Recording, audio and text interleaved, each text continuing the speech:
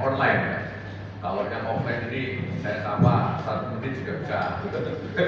Apa itu komunikasi? Kalau yang online ini saya dengar masih ada trouble gitu ya. Maka saran saya, usulan saya untuk tanya jawab ini gimana kalau kita mulai dari yang online gitu Pak ya, sabar Pak ya, nanti online 2, offline 2 gitu ya. Silakan, barangkali Pak Yusuf bisa apa itu dengar suara saya kan? Gimana bisa? Coba di search ini ya. Nah, selamat pagi Pak Yusuf, Maulidin, silakan yang ada. Ya, gimana? Ada kesulitan? Suara saya jelas, Bapak. Oke, gimana? Jelas. Oke, jelas. Jelas sekali. Suara saya jelas. Oh, jelas sekali suaranya. Oke, siap. Yuk, Bapak Ibu silakan jika memang ada yang pertama langsung raise hand saja, ya. Untuk di materi pertama ini, Bapak Ibu tenang ya. Untuk materi nanti akan di-share. Ya, baik Pak Idris. Silakan Pak Idris. Langsung Ya, saja. selamat pagi Bapak Ibu. Pak Idris, dari mana Pak? Good. Asal dari Tangerang. Oke, silakan. Tinggal di Tangerang. Halo, suara saya jelas Pak? Ya, dengar. Halo. Ya, dengar. Jelas Bapak. Lanjut saja. Yang mau saya tanyakan simpel aja Pak. Saya ini kan backgroundnya bukan orang teknik ya. Dalam melakukan SMS ini apakah bisa dihitungan sebagai tenaga ahli dalam konsultasi tadi Pak? Baku lain kompetensi karena nggak SNF dan tenaga. Boleh diulang kembali Pak. Ya, saya ini kan backgroundnya bukan sarjana teknik gitu kan Pak. Salah, ini boleh. Sarjana apa? Bisa saya Dia bukan sarjana teknik, mau jadi tenaga ahli. Karena cuma jadi tenaga administrasi. Sarjana apa Pak? Hukum ya? Baik, Pak Gatot, ini pertanyaan dari Pak Idris. Oke, silakan. Mungkin bisa dibantu Pak Yusuf ya. Saya pertanian Pak. Oh, bertanian, nggak oke. bisa. Ya, teknik Bisa bukan pertanian. yang ngomong Ya. kaji teknis. Oke, saya mungkin Mas Didi bisa Saya jawab. kirim ke dia.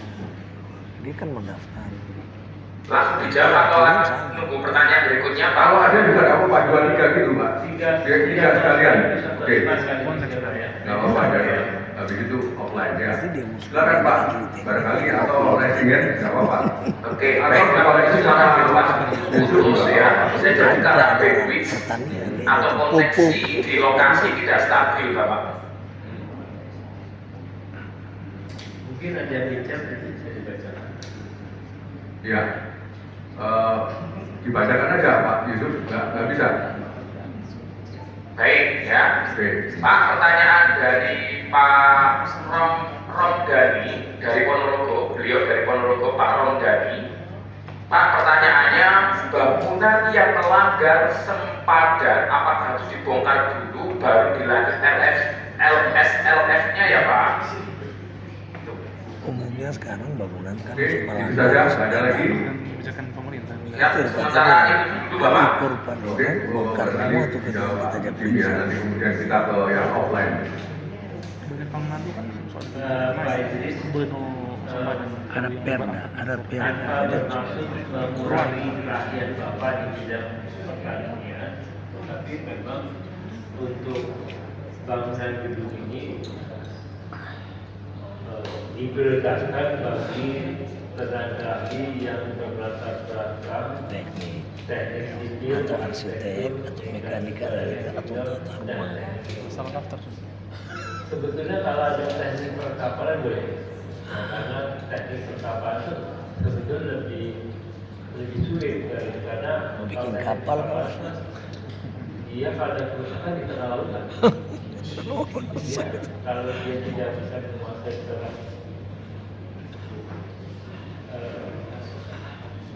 lengkap, dia tidak sampai pelabuhan lagi. Sudah lama ke rumah.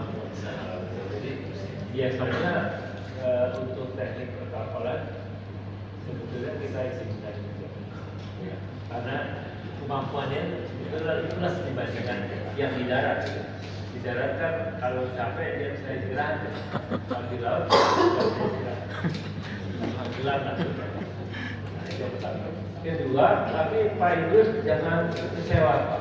Bapak tetap bisa menikmati fasilitas dari PAPTI ini, baik informasi, kemudian pelatihan, lokal karya, diskusi dan lain-lainnya, sebagai anggota mitra asosiat.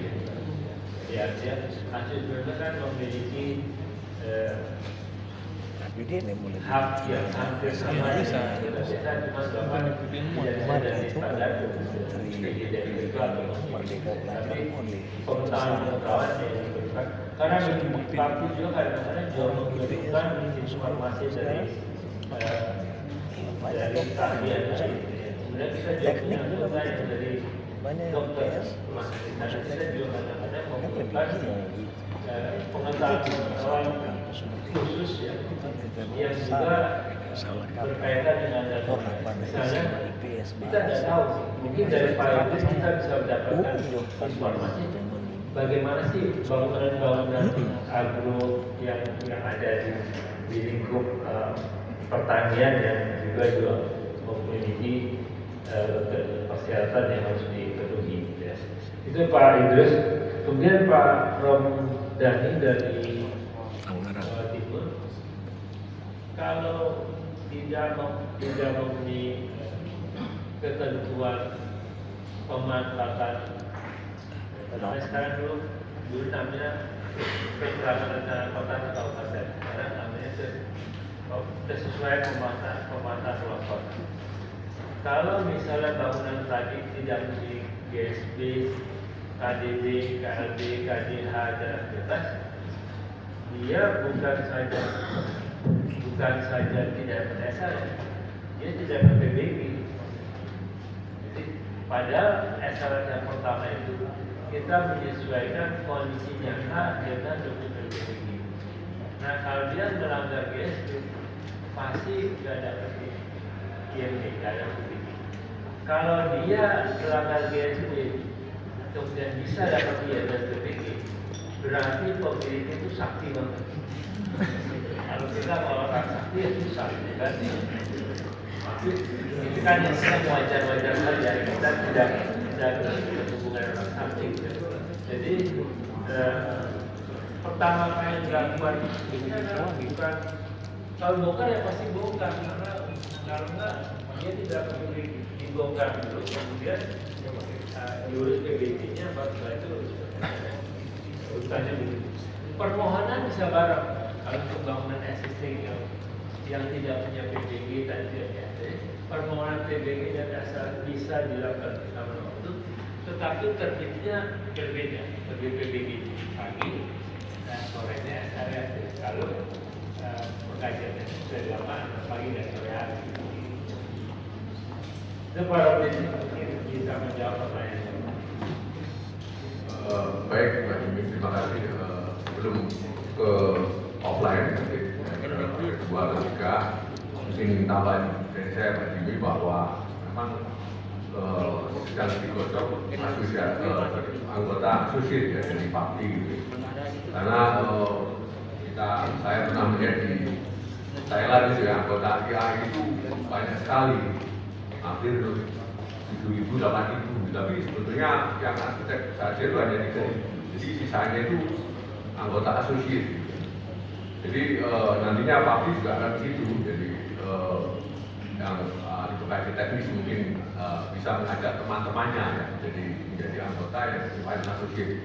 Jadi untuk menjadi anggota biasanya mendaftar, bayar iuran dan sebagainya. Bahkan mereka biasanya di Thailand itu mau membayar lebih mahal daripada anggota, biasanya gitu Pak ya.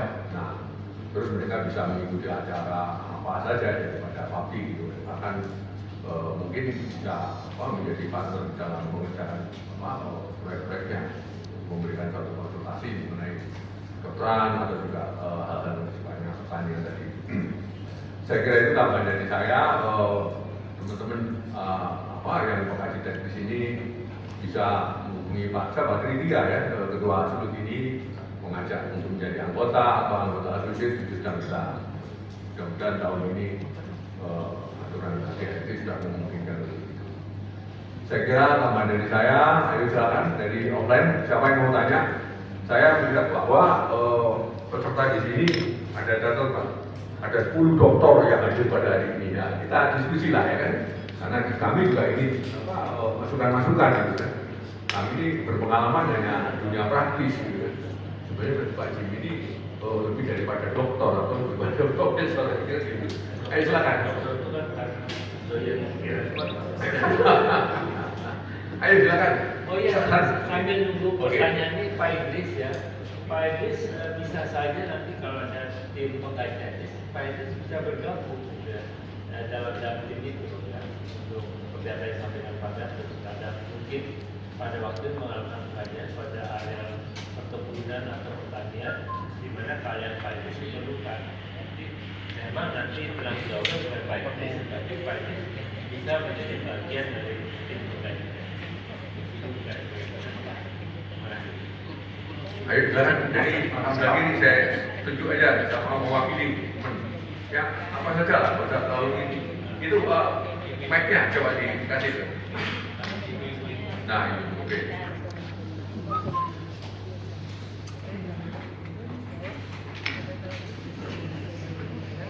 Hanya yang mulai paling gampang atau mungkin sama saja. Terima kasih Pak.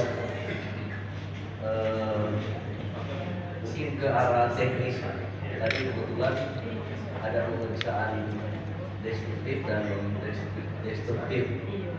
Yang non-destruktif yaitu menggunakan hammer test. Kemudian ketika misalnya hammer test kan itu menurut ada juga data statistik supaya mewakili data.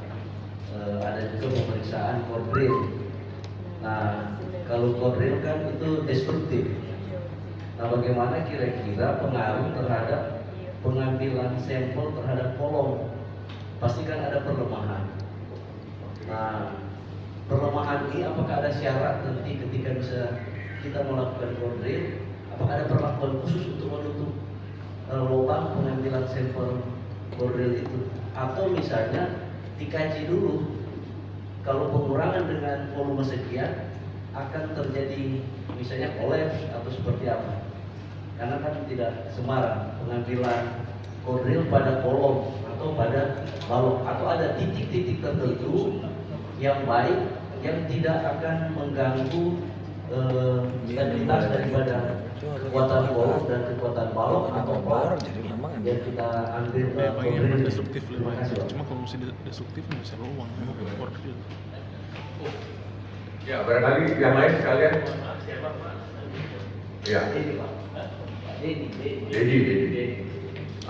Silakan Pak sebutkan nama dari. Terima kasih.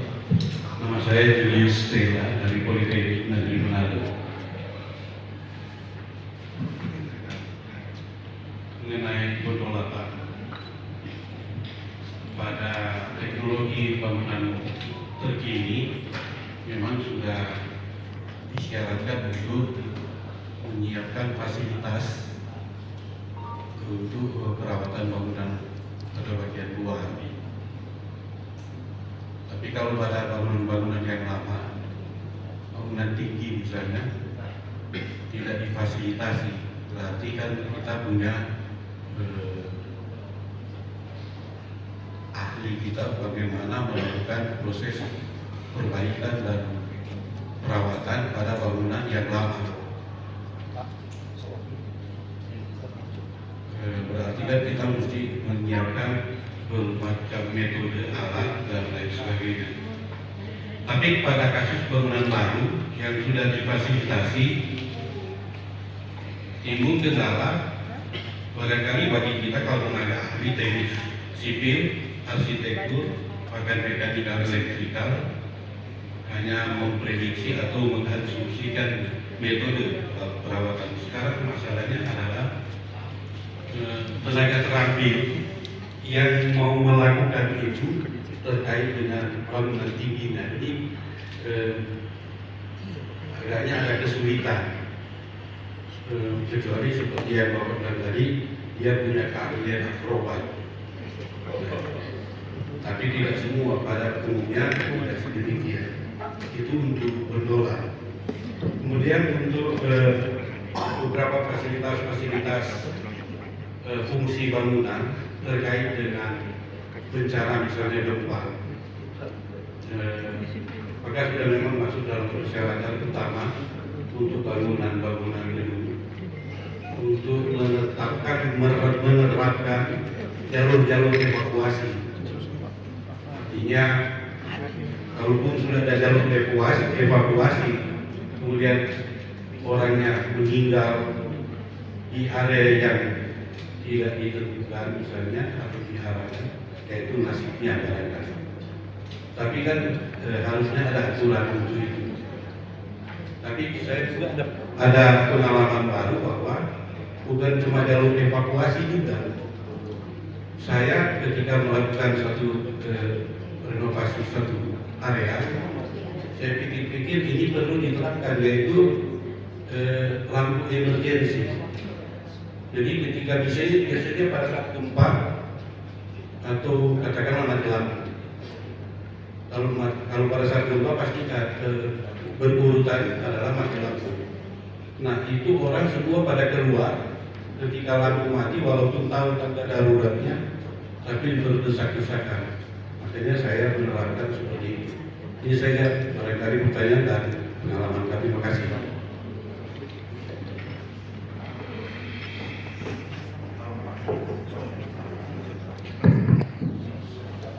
Barangkali satu lagi yang off, bertiga, oke. Baik, terima kasih. Nama Yohanes. Ini kami tanyakan terkait dengan adanya beberapa gedung yang lama, rata-rata dokumen teknisnya tidak ada. Nah, peraturan ini baru mulai 2021, 2023 ya Pak. Nah, kesulitan yaitu untuk hal atau kasus seperti itu melihat mengenai kondisi fisik daripada bangunan. Ya kami mohon maaf Pak, cukup banyak kami melakukan SLR pada banyak bangunan baik Sulawesi Utara, Tengah, Tenggara, Kalimantan, bangunan-bangunan tinggi. Rata-rata ada dokumen yang penting itu tidak ada. Namun ya kita terpaksa melakukan pemeriksaan secara visual. Nah, pertanyaan kami untuk Bapak, bagaimana kiat kita dalam rangka menghadapi kesulitan untuk melakukan tindakan evaluasi atau kajian visual, karena SLF ini kan pada prinsipnya adalah kajian visual. Itu kemudian kesulitan-kesulitan secara terintegrasi, yaitu saat memeriksa misalkan sprinkler, pada dia satu sistem misalkan dengan lift. Jadi pada saat kami uji coba, harusnya lift itu otomatis mati pada saat uji coba, karena jika keadaan terbakar terjadi menjadi kenyataan, saya kira seperti itu yang diharuskan kami lakukan. Nah, persoalan adalah data teknis itu. Kemudian sedikit mengenai ke IEB. Saya kira tadi pernah dengan Pak siapa itu?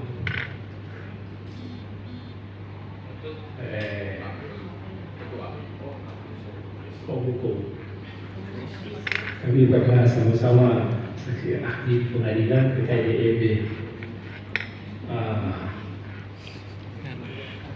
Persoalan yaitu IEB ini memang peralihan dari artis planning ke KRK itu seringkali tidak ada apa, yaitu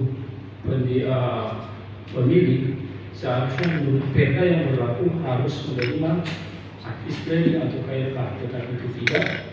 Kemudian pada perda yang PT yang 16 atau 21 itu ada koordinasi konsultasi, sehingga dalam kasus untuk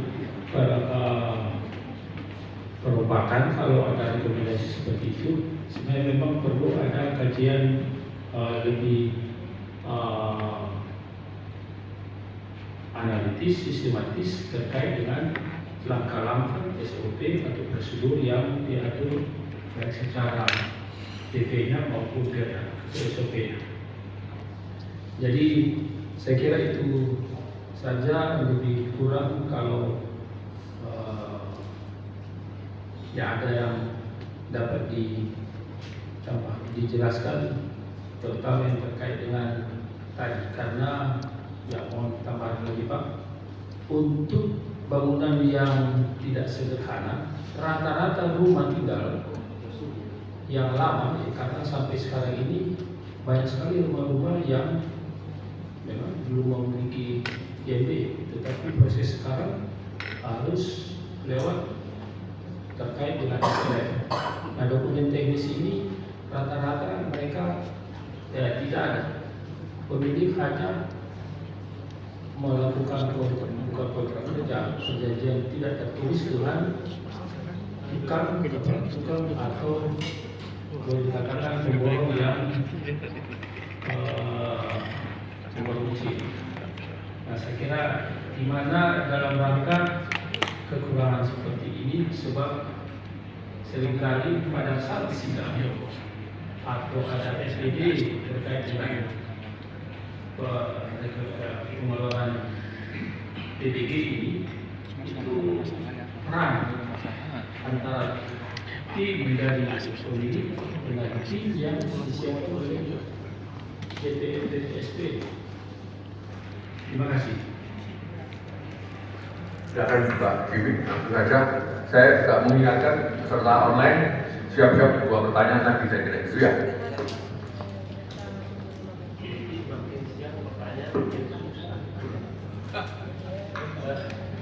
Saya coba mungkin jawabannya menyangkut banyak hal ya.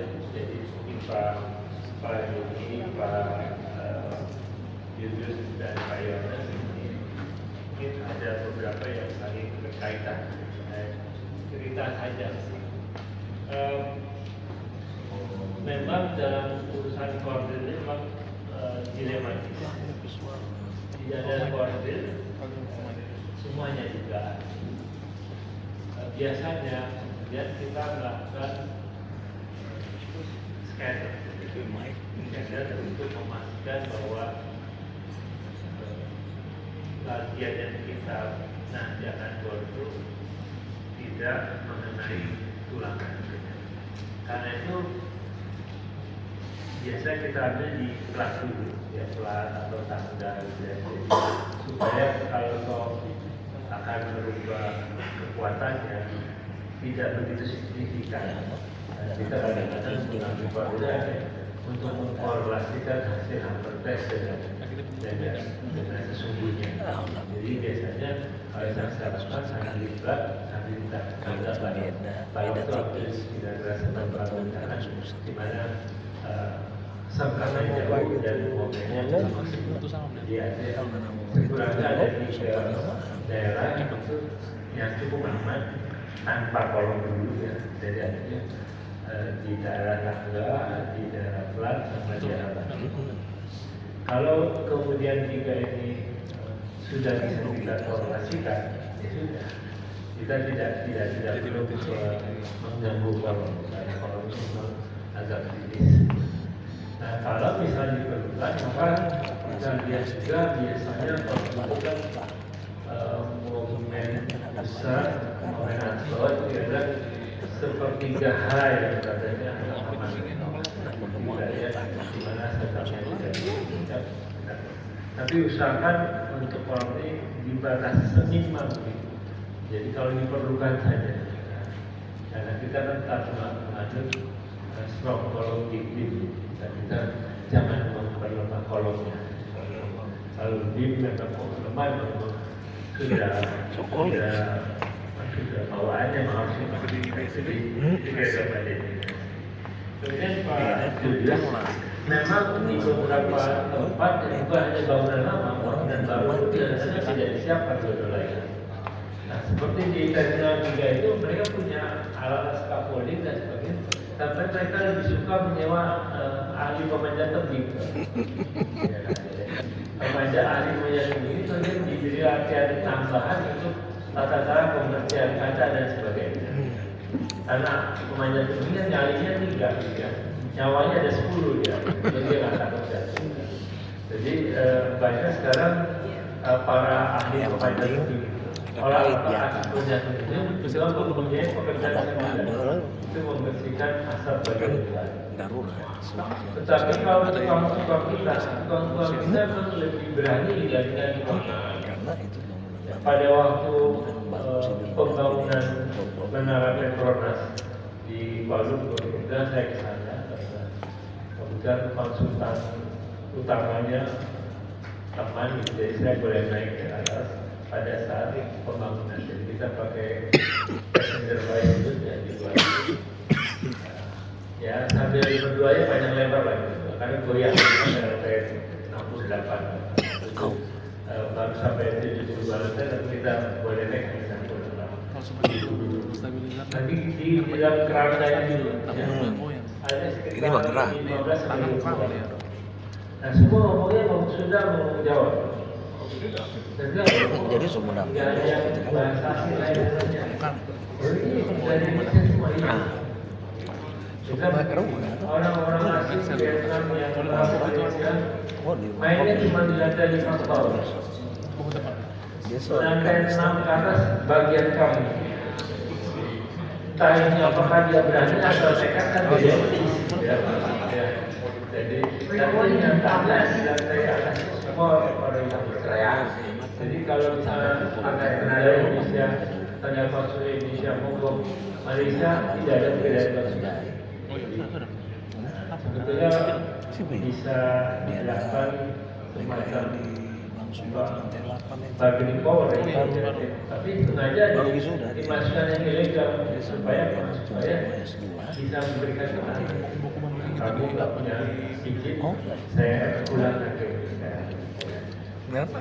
kalau kita lihat di tempat Kalimantan di atas Bekauheni, itu setiap minggu ada yang dipulangkan, tapi ada sebagian yang dimasukkan untuk ini ya. Oh ini bukti ada depan, ada yang nggak izin kita pulangkan, tapi nanti dia masuk lagi ya, pakai pintu yang lain. Nah, itu bagian dari dinamika.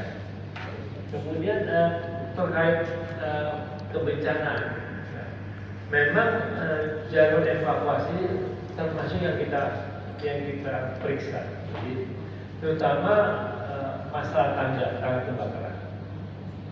Tangga kebakaran ini ada 4 hal yang harus kita perhatikan. Pertama jumlahnya. Ya, jumlahnya itu menurut ketentuan regulasi itu 900 meter persegi satu tangga kebakaran. 900 sampai 2000 meter persegi 2. Kemudian tambah 1500 sampai 1 tangga kebakaran, bukan tangga sirkulasi. Itu pertama terkait luasnya. Kemudian yang kedua terkait radius layanan. Dari pintu kebakaran dengan pintu kebakaran, kalau kita berikan lingkaran 38 meter, maka harus overlap dan menutupi seluruh masa bangunan. Kalau kurang berarti harus ada tangga-tangga. Ya, begitu ada lingkaran bagian bangunan tidak tercover, maka di situ harus tangga-tangga. Itu yang kedua. Yang ketiga adalah layanannya, berapa lantai. Kalau bangunan itu kurang dari 7,5 meter, maka tangga kebakaran boleh dengan tangga sirkulasi. Jadi, tetapi kalau sudah 7,5 meter sampai 20 meter, berarti bangunan di atas 3 lantai sampai 5 lantai, 6 lantai. Itu tangga kebakaran harus berpintu. Dan tangga kebakaran tidak boleh bersirkulasi. Jadi samping jumlah tangga kebakaran berkurang, kalau mau tangga ada sirkulasi harus tambah tangga sirkulasi. Nah kalau tangga sirkulasi terserah, mau jobdasnya tidak kesehatannya, ada kesehatan dan kebakaran. Yang keempat adalah ketentuan lorong buntu, lorong bersama dan jarak tempuh maksimal. Jadi 4 hal ini harus penuhi. Kalau nggak penuh berarti pelanggaran. Jadi karena itu mengapa terkait dengan pertanyaan Pak Johannes, kenapa kita perlu gambar? Sebab kalau kita nggak punya gambar kita repot. Kita kan harus ukur kan kalau di gambar kan punya kebijakan tidak buat radius 30 meter. Tapi kalau nggak ada gambarnya, bagaimana kita ukur radius 30 meter? Nah, dan karenanya kemudian kita perlu gambar. Nah, terkait dengan kebakaran 2 hal lagi yang perlu saya sampaikan. Pertama tadi mengenai urusan tangga dengan jalur mitigasi yang tadi saya gambarkan antara pintu exit dan pintu perlepasan. Kemudian dia titik kumpul. Titik kumpul itu jaraknya minimum 20 meter dari situ. Harus tidak berdekat supaya tidak kejatuhan. Titik kumpul itu luasnya 0,6 meter kali jumlah penghuninya. Boleh dibagi berapa tempat, tapi totalnya 0,6 kali jumlah penghuni. Kemudian dari gedung ke titik kumpul tidak boleh menghambat jalur damkar. Kemudian di titik kumpul ada akses untuk keluar. Jika kalau ada yang kumpul sudah memerlukan bantuan lanjutan, dia bisa keluar langsung keluar. Titik kumpul tidak pun dalam pekarangan, boleh di luar pekarangan. Kemudian yang berikutnya terkait damkar sendiri. Damkar itu terkait dengan ubikasi bangunannya. Kalau ubikasinya bukan luas ya, jadi ubikasi, jadi luas kali tinggi.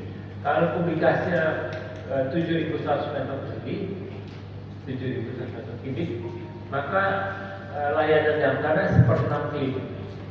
Kemudian meningkat sampai sekeliling bangunan. Sekeliling bangunan itu kalau kubikasinya di atas 13.600 meter kubik. Itu sekeliling, berarti minimal 4 tempat damkar. Ya. Tempat parkirnya kita istilahkan nahar standing ukuran 6 kali 15 meter, kekuatan 12 ton. Nah, tempat parkirnya itu tidak boleh lebih jauh dari 50 meter dari pintu gerbang utama. Kemudian berdekatan dengan tempat parkir damkar, salah satu tempat parkir damkar ada ruang FCC, Fire Command Center. Ya, yang jaraknya antara damkar tempat parkir damkar dengan ruang FCC tadi 2 sampai 10 meter dengan satu pintu buka keluar dalam tingkat ketahanan api 2 jam. Luas ruangannya 3 kali 4 meter dengan perbedaan elevasi antara elevasi tempat parkir damkar dengan elevasi ruang FCC tidak lebih dari 30 cm. Ini masih menyangkut masalah keselamatan. Salah satu dari tidak berdiri masalah. Yang pertama kali kita periksa itu, ya bisa kalau gempa kan belum tahu ya, bisa tahu 2 tahun lagi, 50 tahun lagi, 2 tahun. Kalau kebakaran kan agak sering ya. Korsleting dan sebagainya. Dan frekuensi kebakaran lebih berpotensi dibandingkan gempa. Karena itu biasanya jalur evakuasi itu kita pertama kali kita kaitkan dengan kebakaran. Kemudian kembali bahwa tangga kebakaran sebenarnya dia punya railing kan. Railingnya 85 meter untuk orang dewasa, 65 cm, 85 cm untuk dewasa, 2 cm untuk anak. Kemudian pada bagian atas di mana sudah masuk web meter 20. Kemudian lebar bersih semeter 20, injakan 30, naiknya 15 sampai 17. Kalau kemudian ada ram yang frekuensinya tidak sama, ada 17, 15, kan biasa 17 dibuat ke 14. Nah itu berbahaya karena frekuensi kita sedang turun mendadak. Frekuensi beda. Di bagian bawah itu dituliskan hati-hati melangkah. Jadi di atas tangan dikasih warna strip yang warna yang atas, kemudian dikasih hati-hati melangkah supaya tidak tersandung atau tidak terjumpa. Kalau tidak diberikan tanda, kalau ada jatuh bisa disalahkan, tetapi kalau ada tanda masih ada jalur artinya di atas. Oke, itu terkait Pak Julius. Kemudian Pak Johannes terpaksa pemilik gedung yang tidak punya gambar dia harus gambar dulu, Pak. Karena kita periksa kesesuaian terhadap gambar, dan gambar itu jangan kita gambarkan online. Perlu waktu ya. Kemarin kita dapat terjadi di beberapa kementerian, termasuk di DPR, suruh gambar dulu. Kita suruh gambar nggak mau kan? Bukan dulu kan? Nah, kalau gambar disuruh gambar, bukan ada tambahan, tapi itu nggak fair. Ya. Kita memeriksa gambar yang kita bikin, kita ulangan, kita bikin soal, kita nilai sendiri. Ya, cukup. Terima kasih, Pak. Ini masih ada waktu, ini udah mepet, tapi saya tadi janji memberi kesempatan pada yang online, barangkali ada yang bertanya ya. Jadi satu orang atau dua lah. Kalau nggak ada nanti barangkali Ada, Pak? Ada ya, dibacakan ya. Jadi kalau misalkan ada 4 atau 5 ya, mungkin satu dibacakan, nanti 4-5 kita jawab pada saat sesi yang lain. Tapi harap pertanyaan itu disampaikan semua. Sebelum nanti saya juga akan mengajukan pertanyaan kepada pembicara. Moderator kan boleh bertanya, tapi sebenarnya gampang sekali bertanya. Silakan yang apa? Saya bacakan Pak Datus. Oke, silakan. Apa? Pak. Oke. Yusuf. Dari Pak Agus Bekasi. Dari mana Bekasi? Apakah SLF ada masa berlakunya Pak? Dan bila ada kasus basement suatu bangunan lantai kurang, apakah SF akan dicabut sampai ada perbaikan? Terima kasih Bapak. Dan untuk standar kebakaran kita bisa baca di mana Pak ya? Oke, itu aja. Nggak ada lagi? Udah Bapak? Oke, gimana? Ada. Oke. Masih ada lagi? Pak. Bacakan aja.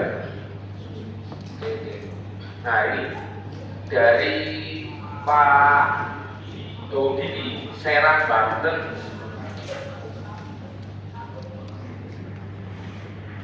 Ya, silakan, Pak. Apa Di pertanyaannya? Serang Banten mau diisi bertanya. Jika ada bangunan gedung perkantoran 6 lantai atau lebih, tapi belum terpasang sistem transportasi lift, sistem damkar atau fire hydrant, fire alarm dan sprinkle, tangga darurat dan juga asbest drawing tidak ada dokumennya, ya. Ini harus re-asbest drawing dahulu ya Pak. Apakah SLF-nya bisa terbit atau SLF bisa terbit, akan tetapi yang belum terpasang yang disebutkan di atas itu masuk ke rekomendasi yang harus dimiliki oleh owner. Sementara itu Pak ya. Nggak ada lagi ya? Silakan Pak. Oh ya, saya hanya bertanya begini Pak, kaitannya dengan Pak Diki tadi, yaitu mengenai tes kortri gitu kan. Ini berdasarkan pengalaman saya, jadi ini mungkin saya nggak tahu ya. Jadi TPA atau TPD itu mempersyaratkan harus ada tes kortri ya, persyaratan ya. Jadi karena penerbitan SLF ini kan Pemda atau Pemkot ya kan. Nah, tapi ketika mau dilakukan kortri, owner itu nggak mau. Jangan Pak, nanti bangunannya saya rusak. Pertanyaannya bagaimana, bagaimana itu aja Pak. Silakan Pak. Baik. Pak Agus terkait dengan masa berlaku untuk bangunan non sederhana 5 tahun. 5 tahun masa berlaku. Untuk bangunan rumah tinggal 20 tahun, untuk bangunan sederhana sekali pakai seumur hidup. Karena itu pemilik bangunan nanti mempunyai tugas memeriksa keadaan bangunan. Jadi dia yang berkewajiban memberikan peringatan dan pemberitahuan kepada pemilik rumah sederhana kalau kondisinya sudah tidak ada. Terkait dengan begitu juga tadi mengenai basement apa ya Pak, tadi nggak begitu jelas. Ya, basement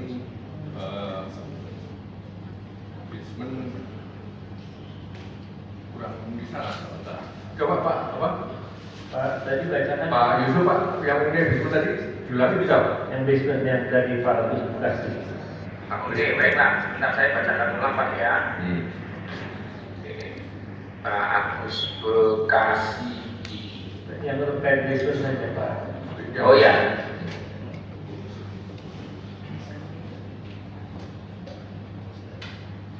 Terkait basement. Yang Berarti pertanyaan Pak Agus kan ya? Iya Pak Agus, Pak Agus. Iya. Apakah SLF agama sebelah bila ada kasus Pak ya, bila ada kasus basement suatu bangunan lantai ketika terjadi kebocoran, apakah SLF tersebut akan dicabut sampai ada perbaikan atau bagaimana Pak? Terima kasih. Oke, jelas. Begini, kebocorannya itu terjadi setelah terbitnya SHA sebelum. Jadi kan SHA itu berlaku 5 tahun. Dalam masa berlaku yang bocor, ya nggak dicabut ya. Tapi kalau waktu perpanjangan, dia harus perbaiki dulu. Jadi sama saja kan seperti orang check up gitu ya. Check up ini biasanya berapa tahun sekali gitu ya. Sebelum masa check up berikutnya dia sakit kan, hasil check up-nya kan sudah dicabut kan, dia cabut. Kemudian terkait dengan kebakaran itu bisa dilihat di Permen nomor 26 2008 tentang sistem proteksi kebakaran pada bangunan gedung. Bisa juga dan sebagian dari PP 16 nomor tahun 2021 di lampiran itu ada juga mengenai kebakaran. Tetapi PP 16 2021 tidak menggugurkan Permen 26 2008. Sejauh Permen 26 2008 tidak bertentangan PP 16 dan saling melengkapi boleh dipakai. Nah, beberapa hal memang Permen dan regulasi kita mengenai kebakaran ini ada beberapa yang masih belum diperbarui, maka biasanya kita menggunakan NFPA 20 2022 atau NFPA 101 mengenai life safety tahun 2021 itu bisa digunakan karena dalam waktu dekat ini beberapa SN kita akan diperbarui. Untuk kebakaran kita lebih banyak mengacu pada NFPA. Kemarin ini sudah terbit yang baru SN tentang pompa tetap pada bangunan gedung untuk proses kebakaran itu buat dari NFPA 25. Kemudian ini salah. Kalau kantor 6 lantai nggak punya apa, buang ke laut aja Pak. Nggak bisa tangani Pak. Jadi kalau itu sebetulnya jangankan SLPBG-nya keluar. Jadi ini kan beberapa persyaratan yang tidak sesuai dengan ketentuan, berarti tidak PBG. Kalau keluar ini yang punya sakti. Nah, kita katanya sudah sepakat kita tidak berhubungan dengan orang sakti, kita berhubungan dengan orang normal. Jadi kalau seperti ini nggak bisa diapakan. Jadi Bapak tidak menggunakan tidak mengikuti lagi. Mohon maaf, ini program misalnya Bapak selesaikan dulu, tambahkan segala sesuatu sesuai dengan regulasi. Nanti setelah semua sudah ada, saya bayar. Kalau Bapak nggak tambahkan, saya nggak bayar lagi. Nah terkait koordinat sama Pak. Jadi sebetulnya begini. Pemeriksaan SRT kan terbagi 3 tier. Kalau kita sudah merasa dua sama tata satu yang harus teknik itu yakin dengan tier 1, kemudian tier 2, tier 3. nanti bantu Nah iwayan kemudian kadang-kadang memang kalau bahasa gaulnya TPA ini suka lebay. urusan itu Henry Jadi kembali ke PP 16 di situ disebutkan bahwa pemeriksaan pengkajian teknik dimulai dengan pemeriksaan visual. Kalau sudah bisa dijamin kan rekomendasi tidak bisa. Yang rekomendasi partai yang mau jadi jadi kalau kemudian TPA minta hal lain itu pernah terjadi pada waktu ada kasus kemudian biar banyak BPK minta audit yang macam-macam. yang punya kredit di nasional mana rujukan acuannya yang menyatakan harus non destruktif atau dirancok karena kalau kita bisa meyakinkan bahwa bangunan aman-aman saja dengan pemberian visual maka sudah selesai. Iya. Ada yang mengatakan bahwa kalau harus menggunakan SMI yang terbaru, kalau bangunan satu dibangun di atas 2002 maka tidak diperlukan perbaikan kekuatan. Tapi kalau dibangun kurang dari 2002 maka bangunannya harus dilakukan perbaikan dan perkuatan sebelum munculnya SMI. boleh. Gimana aturannya? Di aturan PP 16 2012 disebutkan bahwa SF menggunakan acuan SNI dari atas pada saat bangunan tadi didesain. Penggunaan SNI baru hanya dimungkinkan kalau pemohon menginginkan. Kalau pemohon tidak menginginkan, tidak diwajibkan. Ya, jadi teman-teman ini kadang-kadang mau menakut-nakuti gitu, bilang, oh ini harus ini, harus enggak. Di peraturan kita kan taat asas ya. Di peraturan itu di PP disebutkan loh. Kalau kita melakukan pemeriksaan kesesuaian berdasarkan standar dan regulasi yang berlaku pada saat bangunan tadi didesain. Kalau kau ingin melakukan peraturan standar yang baru, maka tidak diwajibkan sesuai dengan permintaan pemohon. Kecuali bangunan tadi rusak sedang dan berat, maka dia harus diperbaiki. Itu pun juga kalau kita mengacu pada SNI 17 2011, maka bangunan tadi didesainkan berdasarkan kinerja. Bisa saja dia didesain dengan tidak perlu independent occupancy, bisa didesain dengan life safety saja dan kinerja itu ada perintah sampai di mana risiko itu mau diambil, apakah operasional, immediate occupancy, life safety atau kerusakan yang diprediksi. Jadi karena di 17 2019 memungkinkan orang mendesain tidak harus dengan gempa 2500 tahun, kecuali bangunan kesehatan, keamanan dan sebagainya yang merupakan khusus yang memang diwajibkan, tidak ada pilihan, dia harus menggunakan pendekatan operasional ke immediate occupancy. Yang lainnya bangunan umum usia manfaatnya 40 tahun, pakai bunga 2500 tahun ya dia kan 50 kali ganti buat dan baru mungkin gempanya belum juga datang. Tapi mungkin yang gempa 2015 tahun besok datang kan, kita nggak tahu.